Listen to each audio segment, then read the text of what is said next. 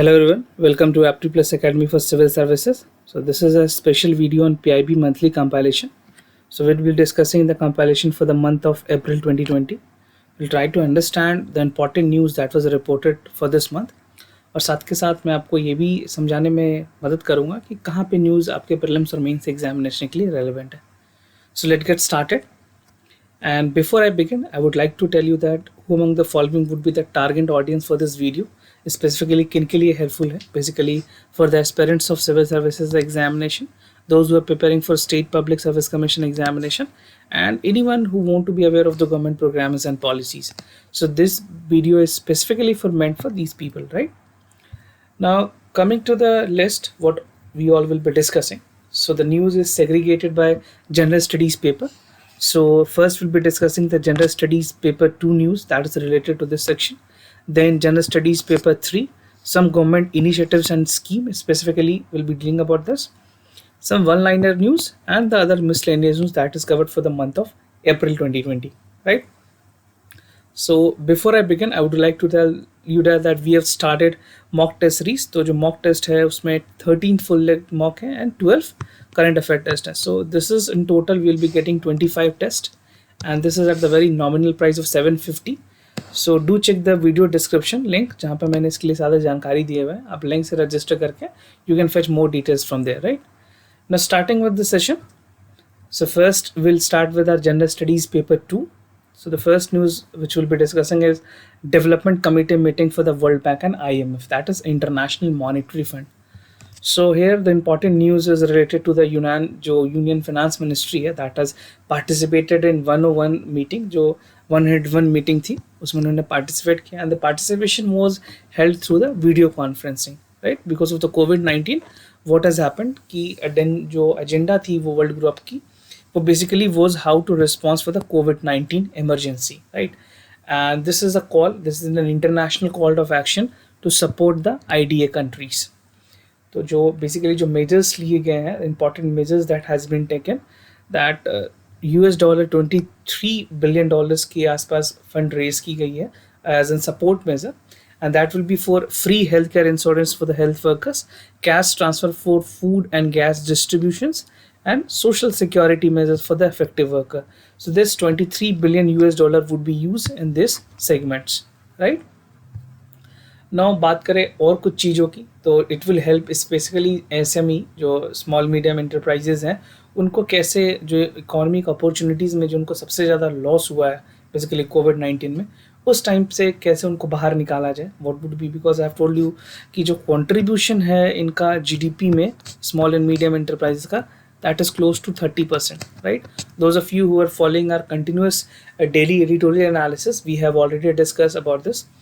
तो यहाँ पे ये चीज़ आप समझ लो. And the second thing is that they have provided the relief in the statutory compliance of the income taxes, GST, customs, financial services and corporate affairs, right?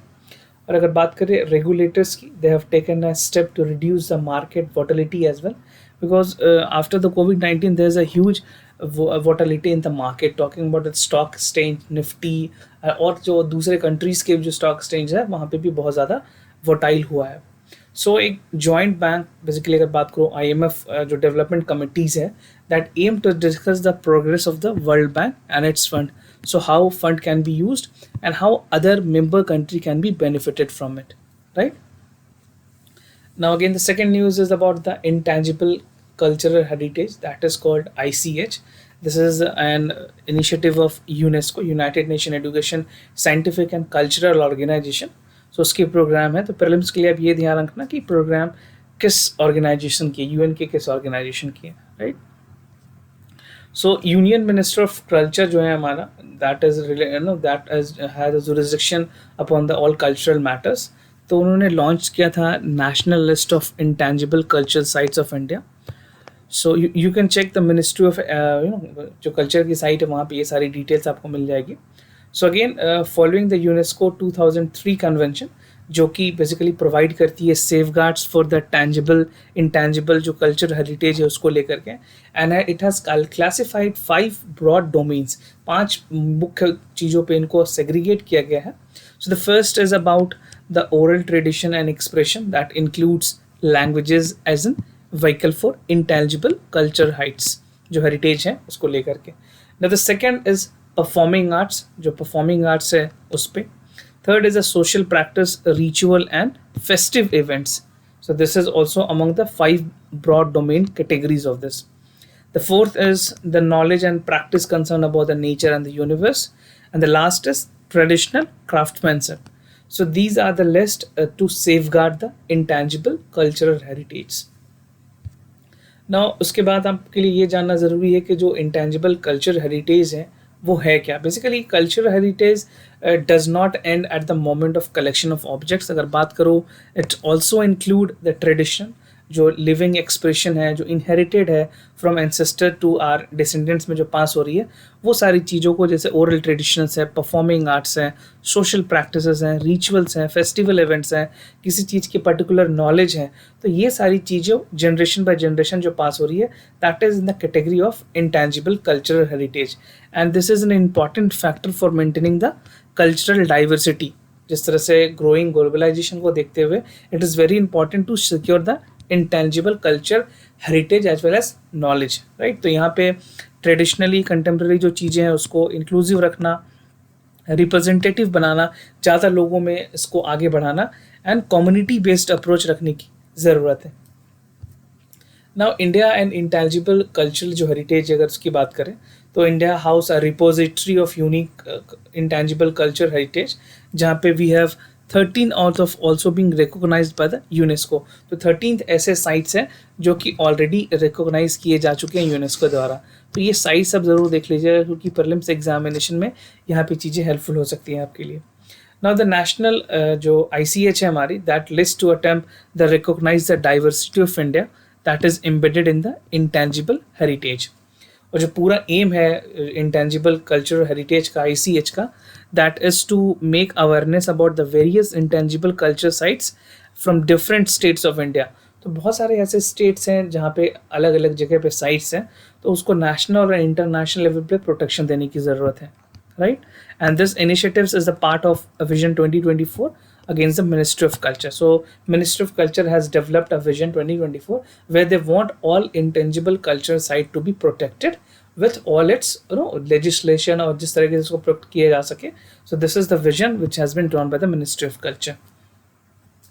Now विवाद से विश्वास की, as you know, this is a very familiar scheme of Ministry of basically Finance. तो यहाँ पे मैं आपको कुछ इंपॉर्टेंट चीज़ें बताऊँगा. तो they were inspired by the success of सबका साथ विकास scheme.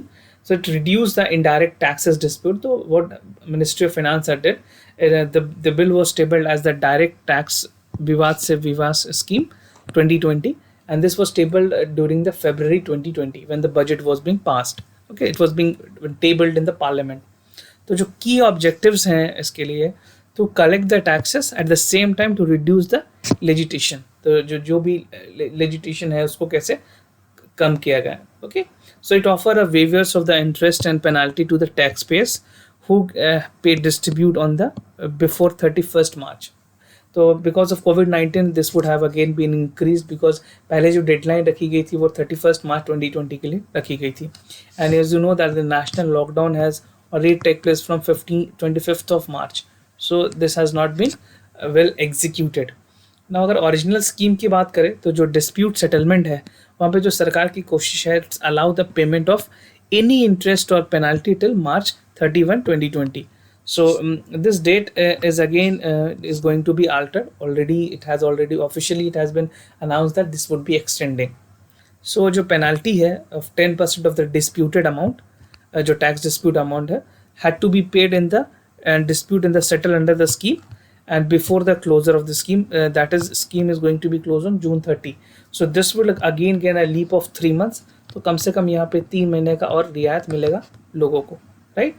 So this is all. The main aim is to reduce the legitimacy and the problem which people are facing and increase the taxes of the country. So main objective क्या है कि जो reducing income tax pending legislation उसको कैसे ख़त्म किया जा सके, generating timely revenues of the government, जो गवर्नमेंट के रेवेन्यूज़ है, जो एक फिक्स्ड शेयर ऑफ रेवेन्यूज़ जो गवर्नमेंट को यहाँ से आती है वो बनाए रखी जा सके, and help the tax payer to end the tax dispute departments by paying the disputed tax. and get waivers on the payment of the interest and penalty. So they will be giving the waivers as well. So whatever interest and penalty is pending, the government is going to waive off it. So these are some of the important objectives of the विश्वास से विवाद से विश्वास scheme. So this objective is very important. Prelims में कोई भी ऐसे points आपसे पूछे जा सकते हैं. Now coming to the unverified news, many of the fake news was again prevalent. So Supreme Court has taken a cognizance of it, and Supreme Court of India has recently directed media to maintain a strong sense of responsibility. अगर कोई भी इस तरह की news है, तो it is the responsibility of media to take and verify the news before it is being published in the news channel. हुआ क्या था इस तरह की न्यूज़ ड्यूरिंग लॉकडाउन में कि गवर्नमेंट ने बेसिकली मुंबई में आपको पता है कि एक वहाँ पे अनाउंस की गई थी कि ट्रेन जाएगी माइग्रेंट वर्कर लेबरर्स को ले जा करके. सो उसी को लेकर के ये सारी चीज़ें सुप्रीम कोर्ट ने कॉग्निजेंस में लिया. So during lockdown it was announce that government has taken a precautionary measure to fight against the कोविड-19. और एपेक्स कोर्ट ने migration of large number of जो लेबर्स हैं that has triggered the panic, the fake news कि train is again going to the states like MP and Bihar. So that is why many people have gathered and they have violated the social distancing norms. ठीक है, तो इसको लेकर के supreme court ने already media को, जितने medias print basically social medias में या जितने मीडियाज हैं उनको सबको डायरेक्ट किया है कि आप कोई भी न्यूज़ अगर पब्लिश करें या यूट्यूब चैनल में या अपने ऑफिशियल चैनल में, you need to take the responsibility of and you need to verify the news, right. Fake news है क्या? तो fake news in India refers to the misinformation, disinformation or malinformation in the country that is spread through media in the digital form of communication such as edited videos, memes, unverified advertisement and social media propaganda or rumors, right? ऐसे कोई भी अफवाह है वो सारी चीज़ों को fake news में that is being categorized under the fake news. Present situation में अगर मैं आपको बताऊं तो जो डैमेज हुई है सोशल मीडिया के increase due to the growth of internet penetration. अगर इंडिया में इंटरनेट की पेंट्रेशन आप देखोगे तो we almost the user has increase. जहाँ पे 2012 में the user were only 137 millions, now it has increase to 600 million in 2019, right. And India the largest market of the WhatsApp के सबसे ज़्यादा यूज़र पूरे वर्ल्ड में इंडिया में है with over 230 million users, right? And one of the main problem of the receiver is that they believe in social media due to lack of awareness. तो इस वजह से WhatsApp ने भी बहुत सारे सिक्योरिटी फीचर्स ऐड किए हैं कि कोई भी चीज़ों को तुरंत वीडियोस को दूसरे लोगों तक फॉरवर्ड न किया जा सके, right? And various initiatives have been again adopted to curb the spread of the fake news. And in particular context, what steps has been taken? तो कोर्ट ने कहा है, court has order that it does not intend to interfere with the free decision about the pandemic, but at the same time media need to take the responsibility about any such development of the fake news, right. So if not verified इस तरह से अगर news चलती है तो पूरी proper action ली जाएगी उस पर्टिकुलर चैनल पे, राइट. नाउ बढ़ते हैं अपने जनरल स्टडीज़ पेपर 2 की तरफ. बेसिकली हमने 2 कंप्लीट किया है. Now will be moving to general studies paper 3. So the first is State Disaster Risk Management Fund. So this has again been developed और इसमें क्या क्या चीज़ें, जिस तरह से prime minister national relief fund है उस तरह से स्टेट रिस्क मैनेजमेंट फंड भी है, राइट. तो यहाँ पे यूनियन होम मिनिस्ट्री ने बेसिकली अप्रूव किया है with release of 11,092 crore rupees under the state disaster risk management fund to all states. सारे स्टेट्स को ये पैसे दिए गए हैं. The central government is sensitive to need for providing the foods, the shelters to the homeless people, including the migrant laborers and who are stranded during the lockdown measures. ऐसे जो लोग जो फंसे हुए हैं लॉकडाउन में, मान लो कोई बिहार से, कोई यूपी से, जो तेलंगाना में काम करने के लिए गए हुए, हैदराबाद में या मुंबई में, सो वहाँ जहाँ पे भी लॉकडाउन हो उनको खाना या फिर ज़रूरत की चीज़ें मुहैया कराई जाए. The central government has also allowed the state government to use SDRF fund, जो उनका state disaster risk management fund है, उसको भी यूज़ करने के लिए कहा गया है कि आप उस फंड को भी इसमें यूज़ कर सकते हैं. Now the fund will be allowed to use for the this of the following purposes. इन सारे चीज़ों के लिए सेंट्रल गवर्नमेंट ने अलाउ किया है कि आप इन पर्टिकुलर चीज़ों के लिए यूज़ कर सकते हैं फंड को. So first is setting a quarantine facility, sample collection and screening, ये सारी चीज़ों के लिए यूज़ कर सकते हैं. Second is setting up additional testing laboratories, custom जो कॉस्ट जो कंज्यूमर्स है उसको लिए, परचेज ऑफ पीपीई जो पर्सनल प्रोटेक्शन इक्विपमेंट्स है उनके लिए, म्यूनिसिपल पुलिस और फायर अथॉरिटीज़ के लिए पैसे यूज़ किए जा सकते हैं। And the third is the purchase of thermal scanners, ventilators, air purifier, consumable and government hospitals में अगर कुछ चीज़ें ज़रूरत हो, ग्लव्स हो, हैंड सैनिटाइजर्स हैं, मास्क है, तो इन सारी चीज़ों में इन फंड को, जो SDRF के अंडर जो फंड है उसको जो स्टेट गवर्नमेंट है, they have the power to use this fund, right. Now अब बात करें कि SDRF है क्या, जो स्टेट डिजास्टर रिस्पॉन्ड फंड है क्या। बेसिकली एक कॉन्स्टिट्यूशन के अंडर सेक्शन 48 के अंदर इसको रखा गया है डिजास्टर मैनेजमेंट एक्ट में। सो द प्राइमरी फोकस होती है इसकी कि फंड अवेलेबल हो स्टेट गवर्नमेंट के लिए कि अगर कोई भी नोटिफाइड डिजास्टर हो जो इस लिस्ट में है उसके लिए पैसों को यूज़ किया जाए। तो जो सेंट्रल गवर्नमेंट की कंट्रीब्यूशन है इस फंड में वो 75% है, और इन जनरल 25% देती है स्टेट्स। जो अदर स्टेट है उनका कंट्रीब्यूशन 25% के आसपास होता है। अगर बात करें जो स्पेशल कैटेगरी स्टेट्स हैं, जो यूनियन टेरिटरी है, जैसे नॉर्थ ईस्ट है, सिक्किम है, उत्तराखंड है, हिमाचल प्रदेश है, जम्मू एंड कश्मीर है, तो वहाँ पे सेंट्रल गवर्नमेंट 90% कंट्रीब्यूट करती है, और जो स्टेट का कंट्रीब्यूशन होता है इस फंड में वो सिर्फ 10% के आसपास होता है, राइट। तो जो एनुअल कंट्रीब्यूशन है that is again in the 2 instalment as per the recommendation of the finance commission. तो फंड जो आती है वो 2 इंस्टॉलमेंट में आती है, राइट। सो जो SDRF है that is can use for meeting the expenditure provided for the immediate relief to the victims.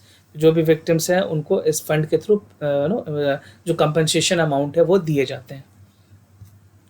ना अगर बात करें कौन कौन से डिजास्टर है जो इसमें कवर्ड होते हैं, तो under SDRF cyclone, droughts, earthquake, fire flood है, सुनामी है, हेलस्ट्रॉम है, लैंडस्लाइड है, एवलांचेस है, क्लाउड ब्रस्ट है, पीस्ट अटैक है, फोस्ट है और कोल्ड वेव्स है। तो ये सारी चीज़ों में ये चीज़ कवर्ड है। अगर लोकल डिजास्टर की बात करें तो the state government may use to set up 10% of the fund available for SDRF providing the immediate relief to the victim of natural disaster. तो लोकल लेवल पे भी सॉल्यूशन के लिए 10% अमाउंट अलग से रखा गया है। Now novel corona virus genome की अगर बात करें, this is again in the news.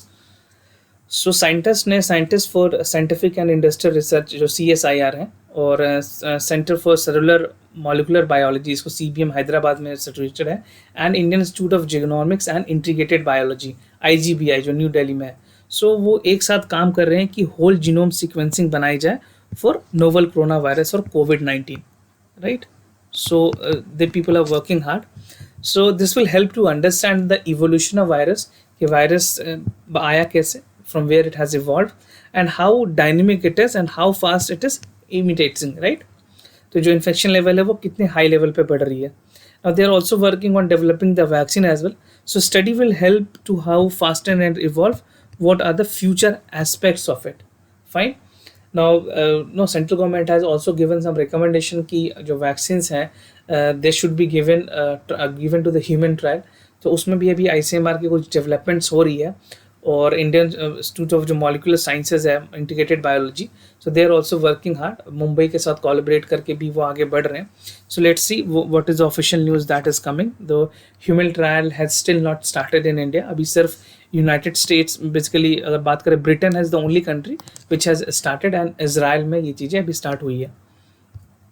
ना अगर जीनोमिक सीक्वेंसिंग की बात करें तो genomic sequencing is the figuring out for the DNA nucleotide. जो DNA का जो न्यूक्लियोटाइड होता है उसके बेस में 4 चीज़ें होती हैं। तो AG, बेसिकली AGC और T, ठीक है, एडोनिन, साइटोसिन, ग्लूटानिन और थायमाइन। तो ये सारी चीज़ें हैं। मैं आपको इसको डिटेल में नहीं बताऊंगा बिकॉज जो साइंस के स्टूडेंट होंगे उनको ये चीज़ें क्लियर हो रही होगी। तो जो जो GTC है उनके सारी चीज़ों सीक्वेंस को, न्यूक्लियोटाइड को पढ़ा जाता है इस पर, right. And genome is made for the power of 3 billion genetic letters. तो ऐसे जो लेटर्स है वो 3 बिलियन के आसपास होते हैं। और जो सीक्वेंस है it does not immediately lay over the genetic secrets, और जो सीक्वेंसिंग है वो हेल्प करती है an important step to understand it. तो इसमें देखा जाता है कि क्या किस सीक्वेंस के साथ, मान लो यहाँ पे ATGC है तो यहाँ पे again it would be T, again it would be G, again it would be A and it would be C, right. So अलग अलग नंबर्स के साथ इसकी अटैचमेंट होती है। So what is whole genomic sequencing की अगर बात करें तो whole genomic sequencing is a process जहाँ पे it use to undermine the complete DNA, जो हमारा डीऑक्सी राइबो न्यूक्लिक एसिड्स है उसके सीक्वेंस के साथ ऑर्गेनिज्म के जो सीक्वेंस है उस पर तालमेल बैठाई जाती है कि कितना वो मैच कर रहा है। And at the same time this approach help in the latest corona virus pandemic की जो सैंपल्स पेशेंट्स के साथ हमें मिल रहे हैं उसके होस्ट वायरस के साथ किस तरह से उसको सीक्वेंस करके we can overcome it, right. So this is the main process which are जो वायरोलॉजिस्ट हैं हमारे इंडिया में, जो साइंटिस्ट हैं, एपिडर्मियोलॉजिस्ट हैं, उनके मुताबिक उनके गाइडेंस में genome sequencing and whole genome sequencing पे काम चल रही है। अब बात करें जीनोम सीक्वेंसिंग के, तो it will help under the covid and it's spread, जो स्प्रेड है इंडिया में उसकी चीज़ों को मदद करेगी। And it can also help in the treatment of the future impact of the intervention. अगर इंडिया में कुछ इस तरह के और वायरस दोबारा अगर आते हैं तो उसकी इंटरवेंशन पे भी मदद की जाएगी, इसमें मदद मिल सकती है। एंड एडिशनली जो होल जीनोम है that will help to showcase how the corona virus has developed in the human host, कि ह्यूमन में ये किस तरह से इवॉल्व हुई है, and its impact on the drug treatment. जो मैंने आपको बताया वैक्सीन डेवलपमेंट है, वैक्सीन को भी लेवल पे मॉनिटर किया जाएगा कि जीनोमिक सीक्वेंसिंग के थ्रू हम वायरस पे कैसे कंट्रोल कर सकते हैं। So this is again a very important step in the field of medical science, and if it is successful, it would be gaining a great leap to the COVID-19 basically इस epidemic को control करने में। Now organic pseudo capacitor, so this is again in the news. So बात करें scientist at the institute of nano sciences and technology Mohali, इन्होंने एक stable material basically जो pseudo capacitor वो डेवलप किया है that is store in the electrical form by the electrical charge transfer. So material can be offered at the low cost scalable energy, एक तरह से solution provide करेगी alternative batteries को। तो जो सूडो कैपेसिटर है, सूडो का मतलब होता है फॉल्स, राइट। तो जो फॉल्स कैपेसिटर है it's a type of super capacitor which is store in the electrical energy by the electron charge transfer. तो जो मेथड यूज किया जाएगा वो इलेक्ट्रॉन चार्ज ट्रांसफर का यूज किया जाएगा। Now a team has developed the pseudo capacitor material, एक hybrid जो जेग्रो सेल स्ट्रक्चर्स होते हैं उसमें ये फर्स्ट टाइम यूज किया गया था, it's the very first time it was be used. और जो हाइब्रिड मटेरियल होंगे it would be fabricated and integration of the well known organic molecule, जैसे जो डोपामाइन है, into the conductive materials like graphene. तो ग्रेफिन आपको पता है इज हार्डेस्ट बेसिकली मटेरियल, तो वहाँ पे इस सारे चीज़ों को जो कंडक्टिव मैट्रिक्स है उसके साथ तालमेल बनाई जाएगी ताकि जो अल्टरनेटिव बैटरीज हैं उसको एक energy storage, low scalable energy storage के सॉल्यूशन दी जा सके। नाउ सूडो कैपेसिटर्स होते क्या है? Pseudo capacitors are the electrically energy, जो इलेक्ट्रॉन चार्ज मैंने आपको बताया वो ट्रांसफर होती है between the electrode and electrolyte, and it is complexed by the electro absorption, जैसे कि रिडक्शन ऑडिक्शन है, रिएक्शन है या इंटरकैलेशन प्रोसेस है। इन सारे चीज़ों के साथ सूडो कैपेसिटेंस को बनाया जाता है। और जो pseudo capacitance is a part of electrochemical capacitors, that is again उसमें डबल लेयर होती है, 2 लेयरिंग की जाती है to create a super capacitors. इसका क्या सिग्निफिकेंस होगा इंडस्ट्रीज में अगर उस तरह से बात करें तो it will offer a new insight in improving the long distance issue of stability of power output in the pseudo capacitor. तो जैसे मैंने आपको बताया जो बैटरीज हैं उसको एक एडिशनल बूस्ट मिलेगी, and it can promote future research in the field of organic pseudo capacitors, providing effective strategy to posit the self sustaining energy of the futures, right. So pseudo capacitors पे इतने detail में मैंने cover किया, but आपको सिर्फ ये जानना है कि ये काम कैसे करता है। अगर साइंस एंड टेक से रिलेटेड कोई सवाल आए so you will be easily able to answer this, right.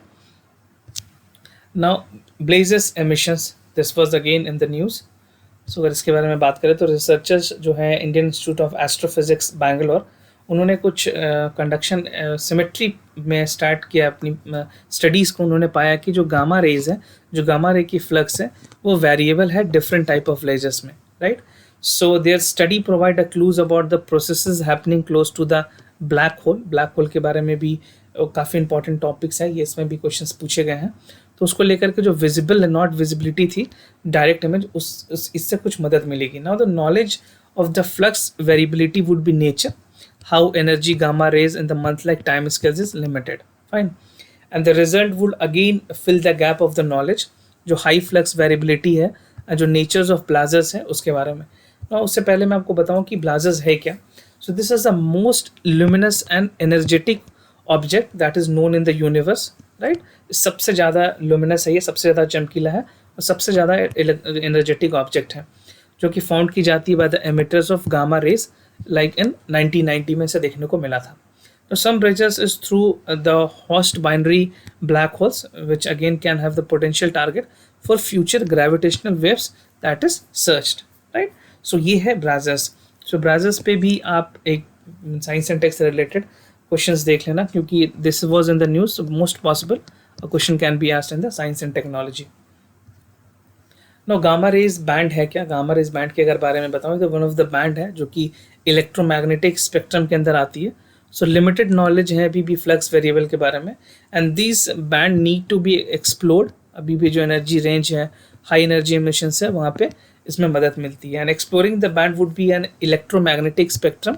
This will provide the key inputs on the constraint high level production side as well as high energy emission process.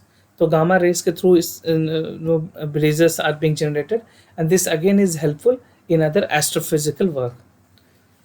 Now coming to the government initiatives and scheme, this is again very important. All the important schemes and initiatives which has been taken in month of April. So the first is Price Monitoring and Resource Unit, जिसको PMRU भी कहते हैं.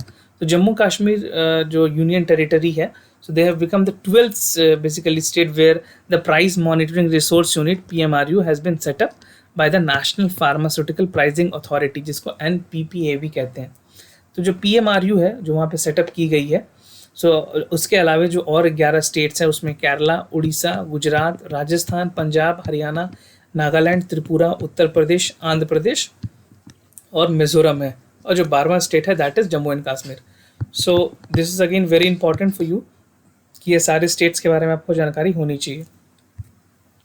Now PMRU है क्या? Basically PMRU is a registered society जो कि काम करती है under direct control and supervision of the state drug controller of Jammu and Kashmir, and it is a unit funded by the NPPA.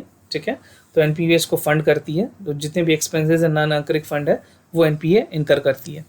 Now PMRU shall help the NPA and the state drug controller to available the accessibility जो medical है affordable price पे. जैसे सरकार ने जन औषधि केंद्र खोला था, उसी के तर्ज पे सेम यहाँ पे जम्मू कश्मीर में चीज़ें की गई है. Now इसका क्या सिग्निफिकेंस होगा PMRU का? So Jammu Kashmir government will assist the NPA government in checking the over pricing of the products. जो भी ओवर प्राइजिंग है, जो लोकली जो मेडिकल इक्विपमेंट्स या जो मेडिसिन सेल की जा रही हैं, जो ड्रग्स सेल हो रही है, उसको किस तरह से कंट्रोल किया जाए. और जो करंट प्रेजेंट कोविड-19 का जो पेंडेमिक है, उस टाइम पे अगर कोई मेडिसिन है जो अफोर्डेबल प्राइस पे लोगों को मिल सके, उसके बारे में भी ध्यान देने की ज़रूरत है. तो PMRU as again the state registered society would be working in the coordination with the NPPA, national pricing authority, right. Now Stranded in India, this is the portal which has been launched by the Ministry of Tourism. सो इन्होंने एक portal loose किया है, जितने भी जो ऐसे foreigner हैं जो इंडिया में फंसे हुए हैं, चाहे वो गल्फ कंट्रीज से हों, ठीक है, who have arrived during the corona virus pandemic, तो उन लोगों को वापस कैसे भेजा जाए उनके कंट्रीज़ में through international flight. So the aim of the portal is to extend the support to the foreign tourist. आपको पता है बहुत सारे फ्रांस से, इंग्लैंड से लोग आए हुए थे जो फंसे हुए थे. उनको सरकार ने पहले कोशिश की कि they would generate the data कि कितने लोग यहाँ पे फंसे हुए हैं, and at the same time they would allow a special flight so that could travel to the particular place, right. और इसी तरह से जो दूसरे कंट्रीज़ में भी इंडिया के लोग फंसे हुए हैं, उनको भी यहाँ पे लाया जा रहा है. So this is the initiative from ministry of tourism. So this ministry is again very important for you. Now Madhuban Gajar, so this was again in the news. एक बायो फोर्टिफाइड कैरेट है ये. तो basically इसमें क्या किया गया है, इसके जो न्यूट्रिएंट कंटेंट उसको बढ़ाया गया है. जो हाई बीटा कैरोटीन है, beta carotene is a kind of form of vitamin A. तो जो विटामिन ए है, ओके, उसके कंटेंट को इसमें इंक्रीज किया गया है. So this is developed by Shri Vallabh Bhai वारसबे, ओके, मरनिया. This is the university in the basically Gujarat district अंदर जूनागढ़, राइट. तो वहाँ के फार्मर्स ने इनको जनरेट किया है, और 150 फार्मर लोकली इसको प्रोड्यूस कर रहे हैं. And this variety is cultivated in more than 1000 hectare of the land. और इससे पहले Gujarat, Maharashtra, Rajasthan, West Bengal and other Uttar Pradesh district for the last 3 years, right. But इस लेवल पे इन्होंने इसका पैदावार किया है. But this particular has high content of the beta carotene, और हाईली न्यूट्रिशन कैरेट इसको माना गया है, जहाँ पे जो बीटा कैरोटीन के लेवल है दैट इज़ 277.75 mg पर kg, और जो आयरन कंटेंट है वो भी काफ़ी हाई है। तो दोनों कंटेंट में ये हाई है, iron content as well as beta carotene. और इस काम के लिए वल्लभ भाई को they have been conferred with the national award by the president, right. So this again is very important. What is the energy content, that is important, and what is the place, that is placed in Junagadh district in Gujarat, right? Now, Bharat Padhe Online. So this is the scheme and online portal by Union Minister of HRD. So this is long where crowd resourcing would be done to improve the online education ecosystem in the India. तो यहाँ पे जो best brain है उनको invite किया गया है ministry of HRD की तरफ से कि वो बताएं कि ऑनलाइन एजुकेशन को कैसे प्रमोट किया जाए और डिजिटल एजुकेशन प्लेटफॉर्म को किस तरह से आगे बढ़ाया जाए। So student who is currently in the school or higher education, the one in engaging with the digital platform can offer this and let people know about how they can work for the daily task. So they can share their lacking and existence online platform and what can be done to make people more engaging. So जो educator है across the country, they can come forward to contribute their expertise and experience in the field of education, right? So this is you can use this as an example as general studies paper 2 में भी आप कर सकते हैं, case study में भी अगर कुछ आए आपको लिखने को तो आप इस तरह के एग्जाम्पल का वहाँ पे बात कर सकते हैं। नाउ स्वच्छता app, basically ministry of housing and जो अर्बन अफेयर्स हैं उन्होंने रिविजन वर्जन निकाला है स्वच्छता ऐप का। So it is a highly popular grievances radial tool जहाँ पे सिटीजन अपने जो प्रॉब्लम्स हैं उसके बारे में ऐप के थ्रू बता सकते हैं। And it serve as an effective tool, digital tool, जो कि सिटीजन का एक बहुत इंपॉर्टेंट रोल हो जाता है इसमें। And they help people to make accountable on the part of the urban local bodies, right. So अगर कोई भी प्रॉब्लम है म्यूनसिपैलिटीज़ में या कोई म्यूनसिपल कॉरपोरेशंस है वहाँ पर कोई प्रॉब्लम आ रही है तो आप इस ऐप के थ्रू इसको इंस्टॉल करके फ़ोटो क्लिक करके उस म्यूनसिपल तक अपनी बातों को पहुँचा सकते हैं। Now FDI policy, there has been changes in the foreign direct investment that is coming from outside of the country. तो यहाँ पर रिविजन की गई है कि जो इंडिया के जो बाउंड्रीज से जो कंट्रीज हैं उनके वो वहाँ से अगर FDI आती है ऑटोमेटिक रूट के थ्रू तो वहाँ पे अप्रूवल चाहिए होगा सेंट्रल गवर्नमेंट का, right. So it can not be come directly to the automatic route, so it's need basically approval of the central government. और जो सिटीजन ऑफ पाकिस्तान है बेसिकली जो चीज़ें बाहर से आएंगी and under the government route, the sector activities that are other than defense, atomic energy and sector activities prohibited are foreign investment. तो foreign direct जो पॉलिसीज़ है उसमें काफ़ी चेंजेस लाई गई है। मैं आपको इसको डिटेल में जब आप बेसिकली PRS के वीडियोस देखेंगे तो वहाँ पे आपको डिटेल में चीज़ों को डिस्कस करूँगा आपके साथ, right. Now coming to the project contact, this is a telemedicine hub जहाँ पे बेसिकली जो डॉक्टर्स हैं, जो मेडिकल एक्सपर्ट्स हैं, उन्होंने 24/7 आंसर करने के लिए इसको बनाया, मल्टीफेसेट क्वेश्चनेयर स्पेशलिस्ट। तो ये telemedicine basically is again getting a popularity in India. तो एक मल्टी मॉडल टेलीकम्युनिकेशन हब बनाई गई है जहाँ पे 2-वे कम्युनिकेशन की जाएगी through text and audio videos, right. So ये वीडियो आप देख सकते हैं, he is the director of the AIIMS Randeep Guleria and Harsh Vardhan as a minister of health. So जो प्रोडक्ट इज़ लाइक कोविड-19 जो नेशनल टेलीकम्युनिकेशन सेंटर्स हैं उसके लिए बनाई गई है। एंड द कॉन्सेप्ट है this is by the ministry of family and health welfare और ये इम्प्लीमेंट की जा रही है एम्स के द्वारा, एम्स न्यू दिल्ली, राइट। सो एम्स है many branches but this is under the jurisdiction of the AIIMS new Delhi, fine. Now कुछ वन लाइनर न्यूज़ जो कि आपके एग्जाम के लिए रेलिवेंट है। So the first is about the green pyramid biotech जिसको GPBB कहते हैं। तो green pyramid biotech is a company that is working on food agriculture and biotechnology. ये पुणे में लोकेटेड है, महाराष्ट्र में। सो डिपार्टमेंट ऑफ साइंस के थ्रू इन्होंने चीज़ों के साथ कोलैबोरेट किया है। They will be manufacturing alcohol free hand sanitiser and surfaces for long lasting anti bacterial and anti effect, right. So this is again important. Now Zoom meeting platform, this is again a significant in the news। इसमें इसके बारे में काफ़ी news report की गई थी but security purposes है मैं यहाँ पे आपके साथ डिस्कस करूँगा कि जो साइबर कोऑर्डिनेशन सेंटर्स हैं under ministry of home affairs उन्होंने कुछ एडवाइजरी जारी की है कि जो जूम मीटिंग ऐप है उसको बेसिकली प्राइवेट प्लेटफॉर्म पे तो यूज़ किया जा सकता है पर गवर्नमेंट उसको अपने लिए यूज़ नहीं कर सकती बिकॉज सिक्योरिटी कंसर्न्स हैं, क्योंकि इंपॉर्टेंट मीटिंग्स होती हैं गवर्नमेंट ऑफ इंडिया की वो लीक ना हो जाए. सो दे हैव आस्क्ड कि कोई अनऑथराइज्ड एंट्री ना हो जूम कॉन्फ्रेंसिंग पे, और कोई दूसरे अल्टरनेटिव की तरफ सरकार आगे बढ़ने की कोशिश की है. और there was an advertisement in newspaper also कि अगर कोई अल्टरनेटिव बताए तो the software developer would be awarded with 1 crore rupees. Right? So this is what has been taken in the news. Zoom meeting. So ये आपके लिए ज़रूरी है.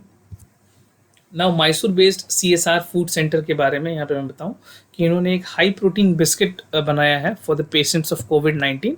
तो जो भी ऐसे पेशेंट्स हैं जो कि ट्रीटमेंट के अंडर गोइंग हैं, उनके लिए बेसिकली CSIR ने, जो central food institute technological research institute है, उन्होंने ये डेवलप किया है. राइट? So protein biscuits have been developed. Now कुछ miscellaneous news, this is again relevant.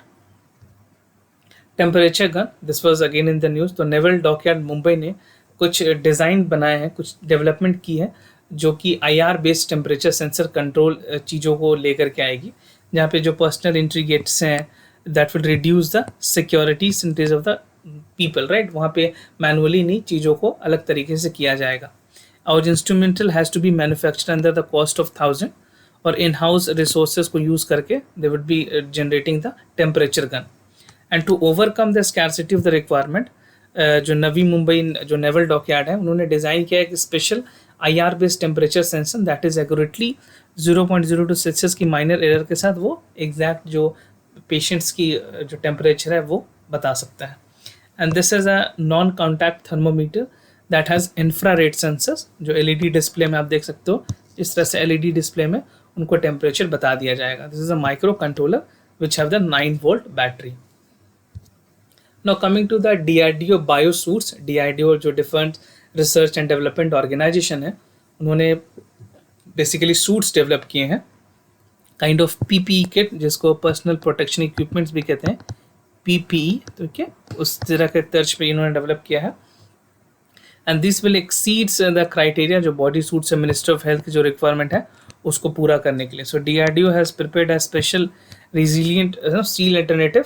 तो बेसिकली जो प्रेजेंट बायोसूट्स हैं, that is again this is a glue for steam that be selling the parameters clear with the south Indian textile association. तो ये दोनों के collaboration से आगे इस बायोसूट्स को और बनाया जाएगा. And DRDO can have a mass production of this glue industry to support the sing activities and suit manufacturers. So this would again help the front line doctors, health worker, कि ताकि उनको इन्फेक्शन ना फैले. Right? Now Hack the Crisis India. This is again by the Ministry of State Electronic and Information Technology Communication. तो यहाँ पे Hack the Crisis India एक online hackathon है to find the work solution of the COVID-19 pandemic. And the aim जो है it is to strengthen the fight in the COVID-19. जो winning ideas हैं, जो टॉप पार्टिसिपेंट्स हैं, उनके जो सॉल्यूशंस होंगे, जो आइडियाज़ होंगे, उनको इम्प्लीमेंट किया जाएगा ताकि कोरोना क्राइसिस में इस तरह के एक्सपर्ट ओपिनियन के साथ देश आगे बढ़ सके. Right? So many of the expert has been asked to participate and collaborate with the government of India. Now Tinker from the Home campaign, basically जो अटल टिंकर लैब है, टिंकरिंग लैब है, सो यहाँ पे एक कैंपेन लॉन्च की गई है. तो अक्रॉस जो चिल्ड्रन पूरे देश भर में, उनको कैसे easy to learn online platform बनाया जाए और एक फ्रूटफुल तरीके से उनका हेल्प किया जा सके. सो जो पूरी ऑब्जेक्टिव है इस इनिशिएटिव की is to harness the creativity and innovation of the child by encouraging learning through the self initiations. Right? So this is again for the how best possible education can be given online to the children. Now coming to the Yukti, this is again an portal which is launched by Ministry of HRD, Human Resource Development ने इसको बनाया है. This is launched portal जहाँ पे युक्ति का मतलब है Young India Combating COVID with the Knowledge of Technology and Innovation. एक यूनिक पोर्टल है, एक डैशबोर्ड बनाई गई है जहाँ पर रिकॉर्ड्स रखा जाएगा. पोर्टल का जो मेन इंटेंशन है is to cover the different dimension of the COVID-19 की जो चैलेंजेस है उसको कैसे हॉलिस्टिकली और कम्प्रिहेंसिवली वे से उसके सॉल्यूशन की तरफ बढ़ा जाए. तो जो मेन एम है is to engage the academic community in a healthy in both physical and mentally and to enable continuous high quality learning environment for learners. तो ऐसे लोग जो पढ़ाना चाहते हैं तो वो युक्ति ऐप में पार्टिसिपेट करके they can share their information knowledge to society. And it will cover the various initiatives efforts by the institution in academics research specially related to the COVID-19. जो सोशल इनिशिएटिव्स हैं yeah, institutional and other measures to be taken for the betterment and well-being of the students, right? तो students की मदद करने की कोशिश की, क्योंकि लॉकडाउन के बाद चीज़ें जिस तरह से उभरी है, many student are facing problem in getting the right education and they have be completely stay down क्योंकि उनकी क्लासेस बंद हैं. So government is trying, minister of human resource development is trying their best possible effort to make the learning as possible to the students community as well, right? So this was the Yukti app, and a very important one where an important question can be also asked for the prelims examination. So this was the all news that was reported for the month of April, and you can watch us our editorial analysis on the daily basis of the YouTube, which comes from the news that is there in the Hindu and the Indian Express. तो दोनों की combinations की news होती हैं, तो इसको आप ज़रूर देखें ताकि you can save your time and you have a good idea about the editorial that's reported on the daily basis, right? And do not forget to like this video, subscribe our Apti Plus Academy for civil services for more informative videos, and you can also check upon our Telegram channel where some important PDFs and quizzes are being uploaded, right? So this was the all video, right? And I sincerely thank you for listening to this video. If you have any other concern, do let us know. We'll be more than happy to assist you. For time being, I'm signing off. Wish you all the best. Stay home, stay safe. Thank you.